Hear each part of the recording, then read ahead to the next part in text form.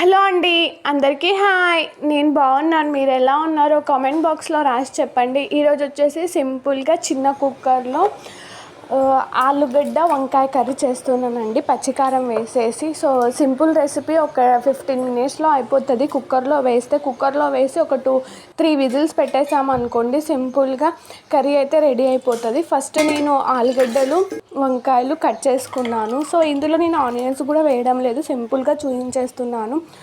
చిన్న కుక్కర్ పెట్టుకొని అందులోనికి వంకాయలు వేసేసుకుంటున్నాను. వంకాయలు ఆలుగడ్డలు రెండు ఒకటేసారి వేసేస్తున్నాను.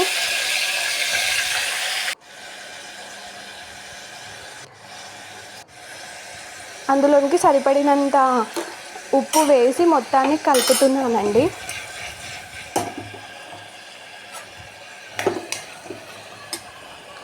సరిపడినంత పసుపు వేసేసి మొత్తాన్ని మిక్స్ చేస్తున్నాను.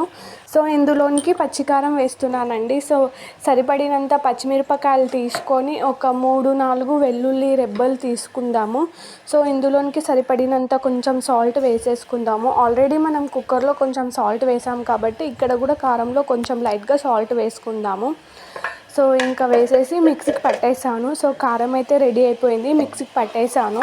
సో కర్రీకి సరిపడినంత కారం మొత్తం తీసేసుకొని కుక్కర్లోనికి వేస్తున్నాను సరిపడినంత కారము. సో మొత్తాన్ని నీట్గా మిక్స్ చేస్తున్నాను. సో లైట్గా వాటర్ పోస్తున్నానండి, గ్రేవీ కోసం అనేసి. కొంచెం ఉడకాలి కదా, ఫ్రై కాకుండా లైట్గా మీడియంగా కొన్ని వాటర్ పోసేసాను. ఇంకా కుక్కర్ పెట్టేసి ఒక 3 విజిల్స్ వచ్చేస్తే ఇంకా సింపుల్గా కుక్కర్లో వంకాయ ఆలుగడ్డ కర్రీ అయితే రెడీ అయిపోతుంది. సింపుల్గా ఇంకా వంకాయ ఆలుగడ్డ కర్రీ అయితే రెడీ చేసేసాను నా స్టైల్.